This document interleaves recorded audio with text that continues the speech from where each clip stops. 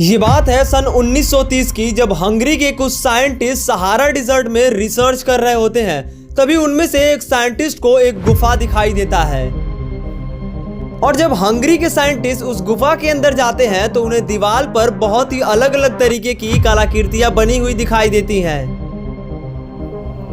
उस गुफा के अंदर एक मगरमच्छ, एक तालाब, एक पेड़ और एक फैमिली दिखाई जाती है। लेकिन सोचने वाली बात यह है कि उस गुफा के अंदर आज से हजारों साल पहले ये सारी कलाकृतियां कैसे बनाई गई थी। इवन आज के टाइम पर सहारा डिजर्ट दुनिया का सबसे बड़ा रेगिस्तान माना जाता है और उस रेगिस्तान में कहीं भी हरा भरा जंगल नहीं मौजूद है। लेकिन सोचने वाली बात यह है कि उस गुफा में इतनी बड़ी बड़ी कलाकृतियां कैसे बनाई गई थी।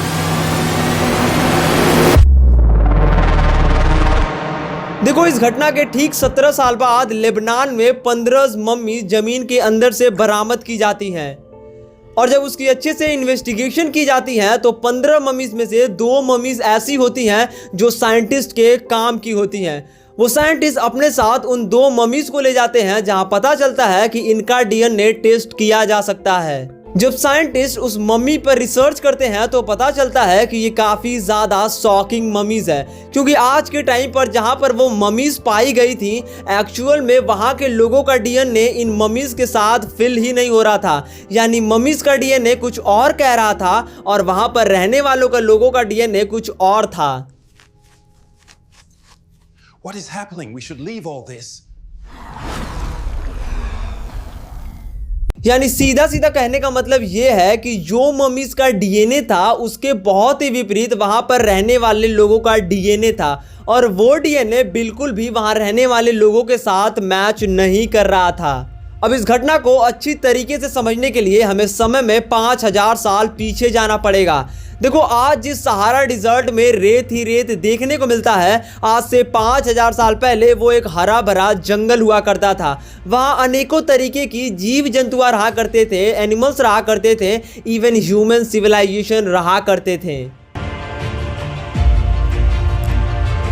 आज से करीब 10,000 साल पहले जब अर्थ अपना रोटेशन को चेंज करता है, क्लाइमेट चेंज होता है और धीरे धीरे सहारा डिजर्ट जब रेगिस्तान बनने की कगार पर आता है तो ज़्यादातर जो जीव जंतु होते हैं, जो ह्यूमन सिविलाइजेशन होती है, वो सहारा डिजर्ट से धीरे धीरे कहीं और शिफ्ट करने लगती है। लेकिन ये जो 15 मम्मीज लेबनान में मिली थी, ये शायद वही मम्मीज थी जो आखिरी दम पर सहारा डिजर्ट में रुकी थी और उन्होंने अपना जीवन वहीं त्याग दिया। यानी ये सारी मम्मीज वही मम्मीज थी जिन्होंने सहारा डिजर्ट को कभी नहीं छोड़ा और सहारा डिजर्ट में ही अपनी आखिरी सांस गंवा दी।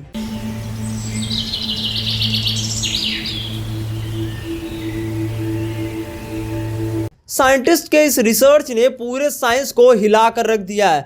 आपका इसके बारे में क्या कहना है, ये चीज़ आप हमें कमेंट में बताना और वीडियो अच्छी लगे तो वीडियो को लाइक कर देना। मिलते हैं अगले वीडियो में। Thank you.